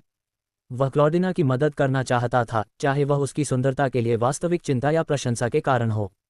किसी भी तरह से वह अपने सामने ऐसा कुछ नहीं होने देगा। आर्थर ने आह भरी जब लियो ने रात की आखिरी नीलामी शुरू की। रुको रुको, युवा CEO हैरी ब्लैक ने चिल्लाया, जैसे ही वह जल्दी से अपने पैरों पर वापस खड़ा हुआ। मुझे एक पल दो। वह आगे बढ़ा और सभी बोलीदाताओं का सामना किया, ये सुनिश्चित करना चाहता था कि वे सभी उसे सुन लें। हम इसे जारी नहीं रहने दे सकते, उसने कहा। तुम्हें क्या लगता है कि तुम क्या कर रहे हो, हैरी? एस्टन ने विरोध में कहा। क्या तुम मजाक कर रहे हो? तुम बस इस नीलामी के लिए समय खरीदने की कोशिश कर रहे हो। क्या तुम्हें नहीं लगता कि मेरे पास तुम्हारी बकवास सुनने से बेहतर काम है? नहीं, कृपया मुझे समझाने दो, हैरी ने जोर दिया। हम सभी जानते हैं, हैरी ने आगे कहा, हम यहाँ एक ही लक्ष्य को ध्यान में रखकर आए हैं। लेकिन अगर हमारी यात्रा का अंत सुश्री क्लॉडिना के कौमार्य की नीलामी के साथ होता है तो ये बहुत सरल होगा। ये सही नहीं है। क्लॉडिना ने हैरी की ओर देखा जब वह बोल रहा था, सोच रहा था क्या वह मेरे लिए खड़ा होगा। हालांकि हैरी के दिमाग में यह नहीं था। वह अपने एक प्रतिद्वंद्वी, चिड़चिड़े और अप्रिय ब्लिट्जी से छुटकारा पाने पर ध्यान केंद्रित कर रहा था। इसलिए उसने एक योजना बनाई। मुझे नहीं लगता कि हर कोई इससे सहमत होगा।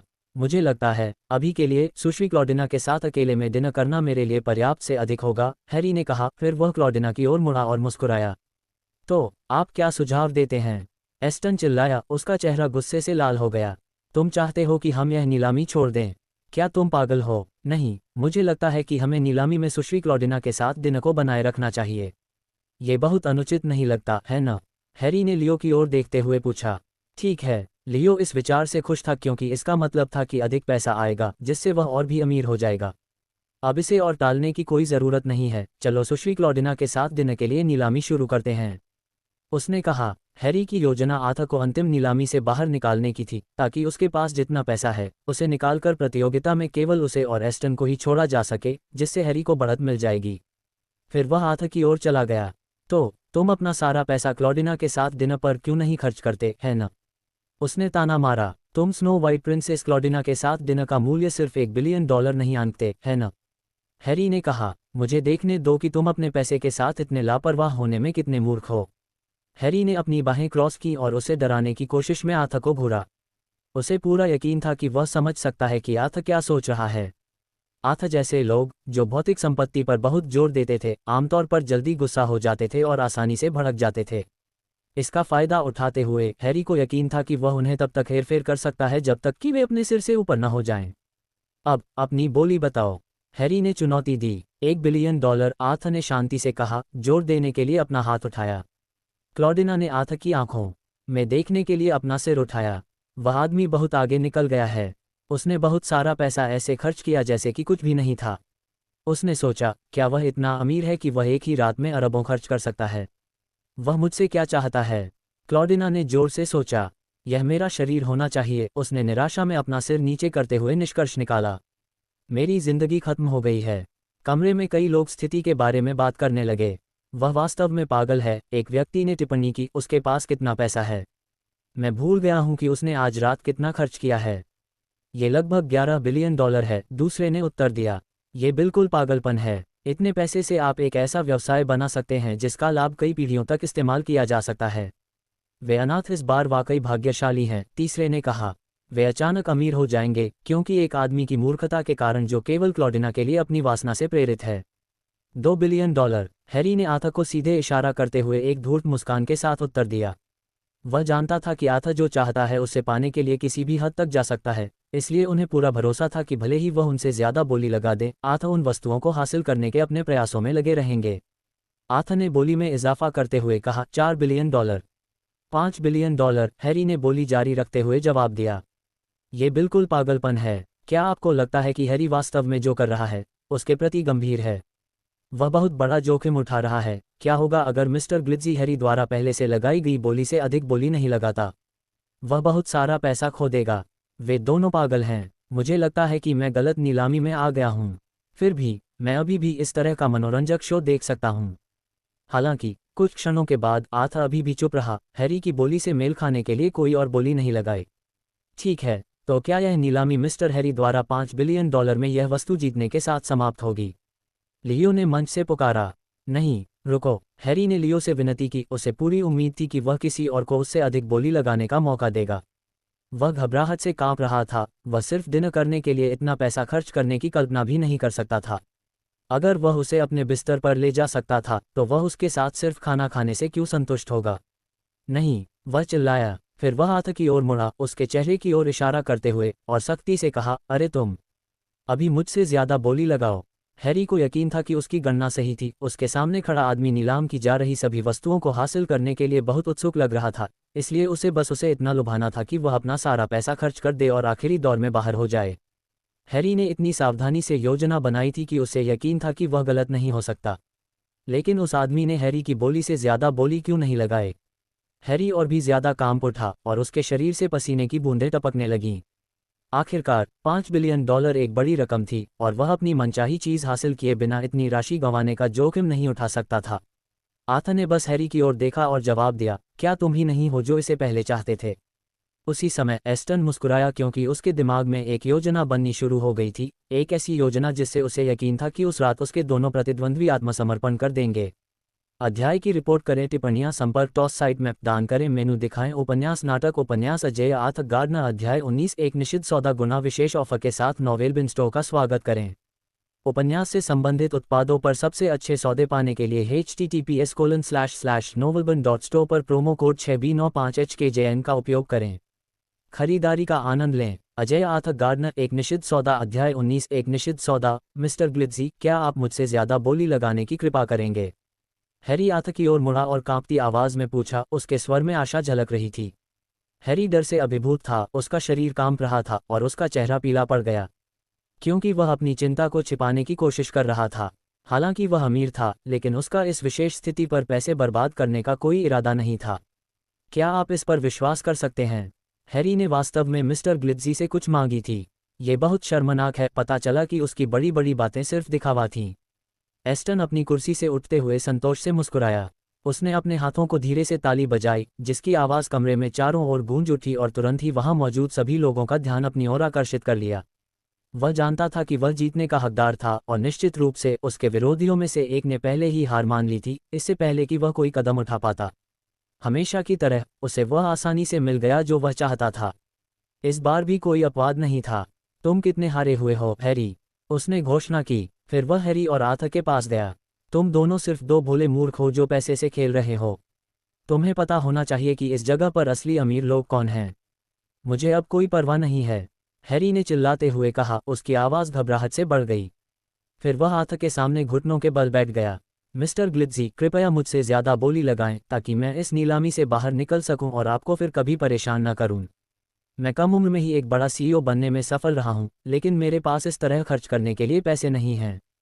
कृपया मुझ पर दया करें, मिस्टर ग्लिट्ज़ी। ठीक है, मिस्टर हैरी। लियो ने फिर से मंच से बात की, अपने दिल में उमड़ते उत्साह के बावजूद शांत दिखने की कोशिश करते हुए। हमारे पास ज़्यादा समय नहीं है। मैं इस नीलामी को समाप्त कर दूंगा और आप जल्द ही विजेता बन जाएंगे। कृपया आपने जो बोली लगाई है उसे तुरंत चुका दें। लियो ने शांत रहने की कोशिश की, लेकिन वास्तव में उसका दिल खुशी से फूट रहा था। वाह, मैं शहर का सबसे अमीर व्यक्ति बनने जा रहा हूं, उसने सोचा, और उसे लगा कि उसका जीवन बहुत उज्जवल होने वाला है। उसे अंदेशा था कि क्लॉडिना उसके लिए बनाए गए इस बड़े अवसर के लिए आभारी होगी और शायद बाद में वह उससे प्यार करने लगेगी। लियो अपनी कल्पना को उड़ान भरने से नहीं रोक सका। भले ही क्लॉडिना का कौमार्य किसी और ने छीन लिया हो, फिर भी वह तब तक संतुष्ट रहेगा जब तक वह उसका दिल जीत सकता है। लियो जानता था कि अगर वह उसका दिल जीत सकता है तो वह विलासिता में रह सकेगा। अगर बाद में उसके पास पैसे खत्म हो गए तो वह उसे हमेशा फिर से बेच सकता था और उसे रात के लिए किसी आदमी के साथ बिस्तर पर रख सकता था। इस तरह शहर में उसकी प्रतिष्ठा बहाल हो सकती थी। चलो हैरी, एस्टन ने अपने हाथों को हल्के से ताली बजाते हुए व्यंग्यात्मक लहजे में कहा। तुम नहीं चाहते कि तुम्हारा नाम रातों रात खराब हो जाए, क्या आप भी ऐसा सोचते हैं? क्या युवा सीईओ वाकई इतना काया है? हैरी ने अपना माथा जमीन पर मजबूती से टिकाकर चुप रहा। उसके पास अभी भी वापसी का विकल्प था, लेकिन अगर वह अपने पैसे के साथ लापरवाही करता रहा तो उसके लिए ऐसा करना मुश्किल होगा। इसलिए वह जानता था कि आत्मसमर्पण करना कायरता नहीं है। आर्थर के लिए वह उस रात नीलाम की जा रही सभी वस्तुओं को जीतने के लिए दृढ़ था। इसके अलावा ऐसा लग रहा था कि अगर क्लॉडिना हैरी के साथ डिनर पर जाती है तो उसके लिए ये खतरनाक हो सकता है। वह बहुत चालाक था और ऐसा लग रहा था कि वह उसके लिए कुछ भी कर सकता है। आर्थर ने एक गहरी सांस ली, फिर करीब झुका ताकि हैरी उसे स्पष्ट रूप से सुन सके। मैं तुम्हें चेतावनी दे रहा हूं, उसने एक सपाट और भावहीन आवाज में कहा, अपने शब्दों पर जोर देते हुए। तुरंत यहां से चले जाओ और अपना चेहरा फिर कभी क्लॉडिना को मत दिखाओ, या मैं तुम्हें नीचे गिराने में संकोच नहीं करूंगा। उसके शब्द एक सख्त चेतावनी थे जिसने हैरी की आत्मा पर गहरा प्रभाव डाला। हैरी ने अपना चेहरा ऊपर उठाया, डर से भर गया, और आर्थर की आकृति को देखा जिसका चेहरा एक मुखौटे के नीचे छिपा हुआ था। यह आदमी कौन है? वह बहुत शक्तिशाली और डराने वाला दिखता है। मुझे लगता है कि मैंने इस बार गलत प्रतिद्वंद्वी को चुना है। वह वास्तव में अजेय है। मुझे यकीन है कि वह आज रात एस्टन को नष्ट कर देगा। विनाश में फंसने से पहले मुझे बेहतर होगा कि मैं आगे बढ़ जाऊं। मुझे खुद को बचाने और भविष्य की लड़ाइयों के लिए तैयार होने की जरूरत है। जब मुझे अपनी रणनीति के बारे में यकीन हो जाएगा तो मैं वापस आऊंगा और उसे हरा दूंगा, उसने खुद से सोचा। एक और शब्द कहे बिना हैरी जल्दी से कमरे से बाहर निकल गया, जहां मौजूद सभी लोग तिरस्कार से भरे हुए थे। $6 बिलियन। आर्थर ने हैरी की अंतिम बोली को पीछे छोड़ने के प्रयास में अपना हाथ हवा में उठाते हुए कहा। अविश्वसनीय। वह अजेय होना चाहिए जिसके पास असीम धन है। वह पैसे पाना इतना आसान बना देता है, दर्शकों में से एक ने टिप्पणी की। मैं ये जानने के लिए बेहद उत्सुक हूं कि वह कौन है। क्या वह शहर का सबसे अमीर आदमी है? ठीक है, लियो ने मंच पर जोर से चिल्लाया। सुश्री क्लॉडिना के साथ डिनर का मौका मिस्टर ग्लिट्जी को मिला है। यह एक शानदार और अविस्मरणीय शाम रही और मिस्टर ग्लिट्जी ने निश्चित रूप से अपनी संपत्ति का प्रदर्शन किया है।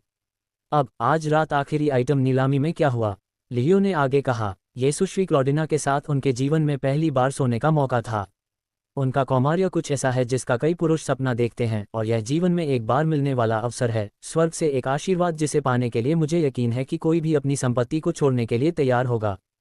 कमरे में हर कोई तुरंत उत्साह से भर गया, और भले ही उनमें से अधिकांश को बोली लगाने का अवसर नहीं मिला, इस बात का ख्याल ही उनके उत्साह को जगाने के लिए काफ़ी था। जिसकी खूबसूरती इतनी बेहतरीन थी, मानो स्वर्ग से उतरी कोई परी, पहली बार उसका कौमार्य छीना जाने वाला था।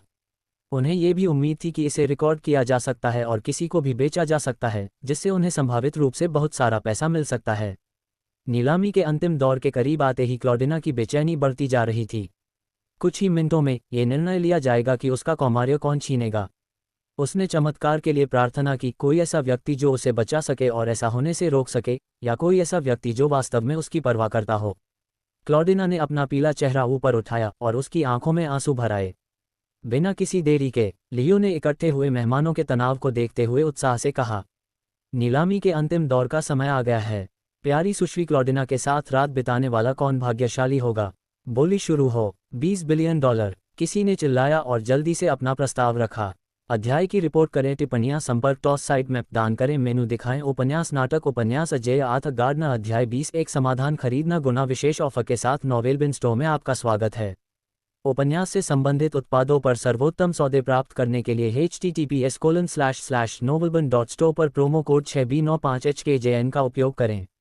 खरीदारी का आनंद लें। अजेय आर्थर गार्डनर, समाधान खरीदना, अध्याय 20, समाधान खरीदना, $20 बिलियन। आर्थर ने कहा, आत्मविश्वास से अपनी बाँह उठाते हुए उसने बात की। उसकी आवाज़ में आश्वासन भरा हुआ था और उसके चेहरे पर हल्की मुस्कान थी। जाहिर तौर पर वह अपने साहसिक निर्णय से प्रसन्न था। ये स्पष्ट था कि वह चुनौती से पीछे हटने वाला नहीं था। $20 बिलियन वह कीमत थी जो आर्थर ने क्लॉडिना, स्नो वाइट प्रिंसेस की वर्जिनिटी खरीदने के लिए पेश की थी। हर कोई इस नीलामी के माध्यम से प्राप्त होने वाले पुरस्कारों से ललचा रहा था, हालांकि पैसे की विशाल राशि बस अपमानजनक थी। इस तरह की चीज़ के लिए भी बाहर फेंके जाने की कल्पना नहीं की जा सकती थी। यह पागलपन है। क्या मैं इसे सही सुन रहा हूँ? $20 बिलियन, ये तो अविश्वसनीय है। मुझे विश्वास नहीं होता कि कोई सुश्री क्लॉडिना की वर्जिनिटी के लिए इतनी बड़ी रकम देने को तैयार होगा। ये बिल्कुल अपमानजनक है। वह पागल हो गया होगा। इसके अलावा आर्थर का दृढ़ विश्वास था कि किसी के कौमार्य को वस्तु के रूप में नहीं माना जाना चाहिए। उन्हें लगा कि इसे संजोया और सुरक्षित रखा जाना चाहिए, न कि वस्तु के रूप में बेचा या बेचा जाना चाहिए। उनकी राय में किसी के कौमार्य को मुद्रीकृत करने का कोई भी प्रयास उसके मूल्य और अर्थ को खत्म कर देगा। इस मामले में आर्थर का मानना था कि वह क्लॉडिना की मदद करने की पूरी कोशिश कर रहा था, जो अत्यंत दुख में था, हताश स्थिति। वह मौजूद सभी लोगों द्वारा सताई जा रही थी और पूरी तरह से अकेली महसूस कर रही थी। कोई भी उसके लिए खड़ा नहीं था। क्लॉडिना जिस मौजूदा स्थिति में थी, उसने आर्थर को उसके अपने अनुभव की याद दिला दी। एक कमजोर स्थिति में होना, शक्तिशाली लोगों से घिरा होना जो कमजोरों के प्रति अत्याचारी थे, एक बेहद अप्रिय अनुभव था। आर्थर ने लड़की को बचाने के लिए ये सब किया, इतनी बड़ी रकम चुकाने के लिए उसे मिलने वाले इनाम के बारे में भी नहीं सोचा। कौमार्य। आर्थर ने अस्वीकृति में अपना सिर हिलाया। उनका मानना था कि किसी व्यक्ति के पास सबसे कीमती चीज़, चाहे वह कौमार्य हो या कुछ और, उसे स्वेच्छा से और सच्चे दिल से छोड़ देना चाहिए। कमरे में मौजूद करीब 10 लोग तुरंत अपनी कुर्सियों से उठे। सभी ने काले सूट पहने हुए थे। प्रत्येक ने एक बंदूक निकाली जिसे उन्होंने अपनी कमरबंद में बांधा था। इस पर लियो, जो मंच पर खड़ा था, घबरा गया और कुछ कदम पीछे हटने लगा। क्या हो रहा है? उसने अविश्वास में कहा, घटनाओं के अप्रत्याशित मोड़ से पूरी तरह से हैरान। एस्टन अपनी सीट से उठे। धीरे से ताली बजाते हुए उन्होंने लियो को एक हल्की मुस्कान के साथ एक सख्त नज़र से देखा। माफ़ करें, उन्होंने पुकारा, लेकिन मुझे लगा कि मैंने किसी को ये कहते हुए सुना है कि उन्होंने $2 मिलियन की बोली लगाई है। फिर उन्होंने अपनी नज़र स्टेज पर घुमाई जहां लियो खड़े थे। क्या ये सच है, मी? लियो, क्या किसी ने वाकई $2 मिलियन की बोली लगाई थी? लियो का शरीर अचानक कांप उठा और उसने महसूस किया कि उसकी मांसपेशियां शिथिल हो गई हैं। एस्टन साउथ लेक में एक शक्तिशाली व्यक्ति थे जिनका प्रभाव इतना था कि कई लोगों से उनका मुकाबला नहीं हो सकता था। किसी को भी इस बात का कोई सुराग नहीं था कि उन्होंने अपनी अपार संपत्ति कहाँ से अर्जित की है, लेकिन ये स्पष्ट था कि उन्हें हल्के में नहीं लिया जा सकता था। हाँ सर, ग्लिट्जी ने $2 मिलियन की बोली लगाई थी। उन्होंने कहा। लियो धीरे धीरे आथ की ओर मुड़े, उनका गला रुंध गया। इस बार तुम सच में मर गए, ग्लिट्जी, उन्होंने मन ही मन सोचा। आथ ने पहले जो उदार बोली लगाई थी उससे लियो के पास पर्याप्त धन था जो उसे संतुष्ट महसूस कराने के लिए पर्याप्त था। उसे श्री एस्टन की योजना में भाग लिए बिना वहां से निकलने का कोई रास्ता निकालना था। वह एक मुश्किल स्थिति में था। उसने श्री एस्टन का बचाव करने में सही कदम उठाया था और अब वह फंस गया था। लियो का शरीर तनावग्रस्त हो गया और उसे अपनी रीढ़ की हड्डी में ठंडक महसूस हुई। ठीक है, मेरा मानना है कि यह नीलामी अब उन लोगों के लिए उपयुक्त नहीं है जिनके पास कम पैसे हैं। इसलिए मैं आप में से उन लोगों से आग्रह करता हूं जो आर्थिक रूप से वंचित महसूस करते हैं कि वे इस जगह को तुरंत छोड़ दें। एस्टन ने स्पष्ट लेकिन गंभीर स्वर में बात की और कमरे में मौजूद कई लोग जल्दी से उठे और बाहर निकलने लगे। ये भयानक है, प्रतिभागियों में से एक ने कहा। मुझे अब यहाँ रहने में कोई दिलचस्पी नहीं है। मैं कुछ भी बुरा होने से पहले यहाँ से निकल जाना चाहता हूँ। श्री एस्टन ऐसे व्यक्ति नहीं हैं जिनके साथ खिलवाड़ किया जा सके, एक अन्य प्रतिभागी ने कहा। मुझे यकीन है कि कल समाचार एक अमीर व्यक्ति के बारे में कहानियों से भरा होगा जो असमय मृत्यु को प्राप्त हुआ। मैं इनमें से किसी में भी शामिल नहीं होना चाहता। हाँ चलो, तीसरे व्यक्ति ने तत्परता के भाव से कहा। यह अब हमारे लिए कोई जगह नहीं है। $2,100,000। एस्टन ने अपना हाथ हवा में उठाते हुए घोषणा की। मैं आश्चर्यजनक रूप से सुंदर स्नो वाइट राजकुमारी के साथ एक रात बिताने के अवसर के लिए एक मोटी रकम देने को तैयार हूँ। क्या कोई अन्य बोलीदाता है? लियो ने पूछा, उसकी आवाज़ थोड़ी कांप रही थी। सुश्री क्लॉडिना, यहाँ तक कि अंडरवर्ल्ड में भी मैंने कभी उसके जैसी खूबसूरत महिला का सामना नहीं किया, एस्टन ने घोषणा की। फिर वह आथ का सामना करने के लिए मुड़ा। क्या आप अंडरवर्ल्ड से परिचित हैं? नहीं, आथ ने धीरे से उत्तर दिया। मैं सिर्फ सीवर्ल्ड के बारे में जानता हूँ, एक मज़ेदार पारिवारिक आकर्षण जिसमें समुद्री जीवों की एक विस्तृत विविधता है। एस्टन आथ के शब्दों पर मुस्कुराया और फिर आथ की ओर नीचे की ओर देखा, जो बैठा हुआ था। अंडरवर्ल्ड में आप अपनी इच्छानुसार लगभग कुछ भी पा सकते हैं, हत्यारे, ड्रग्स, हथियार, जो भी हो। यदि आप रुचि रखते हैं तो मैं आपको प्रवेश प्रदान कर सकता हूं क्योंकि मैं इस क्षेत्र में एक अत्यधिक प्रभावशाली व्यक्ति हूं। मेरे पास असीमित शक्ति है और मेरे पास एक बड़ी सेना है, इसलिए मैं किसी भी ऐसे व्यक्ति का शिकार करने में सक्षम हूं जो मुझे चुनौती देने या मुझे नुकसान पहुंचाने की हिम्मत करता है। मुझे विश्वास है कि आप अपनी वर्तमान स्थिति को समझते हैं, ग्रिज़ली। एस्टन के पास जो कुछ भी वह चाहता था उसे पाने की शक्ति थी और कोई भी, यहाँ तक कि उसके सामने सीमित धन वाला व्यक्ति भी, उसके रास्ते में नहीं आ सकता था। उसने व्यंग्य किया, मैं तुम्हें यहाँ अकेला देख रहा हूँ। क्या तुम मेरी शक्ति से नहीं डरते? क्या तुमने कभी गोली की जलन महसूस की है? क्या तुम्हें लगता है कि तुम इसे पसंद करोगे? मैं गारंटी दे सकता हूँ कि तुम इसे अपने साथ कब्र में ले जाओगे। अपनी बंदूकें लहराते हुए 10 लोगों ने आथ की दिशा में उन्हें धमकी भरे अंदाज में उठाया। उनके ट्रिगर को कॉक किया गया और फायर करने के लिए तैयार थे। नहीं, क्लॉडिना की हताश चीख मंच से गूंज उठी। क्लॉडिना को एहसास हुआ कि उसके लिए अपनी कौमार्य को बनाए रखना व्यर्थ था, जो कि चीज़ों की बड़ी योजना में ज़्यादातर लोगों के लिए इतना महत्वपूर्ण नहीं था। वह जानती थी कि उसे उस आदमी की मदद करने के लिए कुछ करना होगा, अन्यथा अगर वह लड़ाई जारी रखता है तो उसे मार दिया जा सकता है। कृपया ये सब बंद करो, क्लॉडिना ने विनती की। किसी को भी चोट नहीं लगनी चाहिए, मैं ऐसा कभी नहीं चाहती थी। आथ ने सिस्टम से धीरे से कहा। वह जिस समस्या से जूझ रहा था उसका समाधान ढूंढ रहा था। हे सिस्टम, क्या आप मुझे बता सकते हैं कि क्या मैं अपने VIP पॉइंट का उपयोग करके कुछ बुलेटप्रूफ क्षमताओं को अनलॉक कर सकता हूं? ये सामग्री वेल्ड्रमा ऑग की है। होस्ट, आपको क्या लगता है कि आप कौन हैं? सुपरमैन। सिस्टम का जवाब सुनकर आथ ने निराशा की सांस ली। मैं सुपरमैन नहीं हो सकता, लेकिन मेरे पास एक ऐसी महाशक्ति है जो इस दुनिया की किसी भी चुनौती पर विजय प्राप्त कर सकती है, पैसा। आथ ने धीरे से सहमति में सिर हिलाया। उसकी भौं एकाग्रता में सिकुड़ गई क्योंकि उसे विश्वास था कि उसने अपनी वर्तमान दुर्दशा का समाधान खोज लिया है। आथ ने धीरे से अपना हाथ उठाया, फिर धीमी आवाज में बोला, मैं $100 मिलियन की कीमत पर कुल 10 हैंडगन खरीदना चाहता हूँ।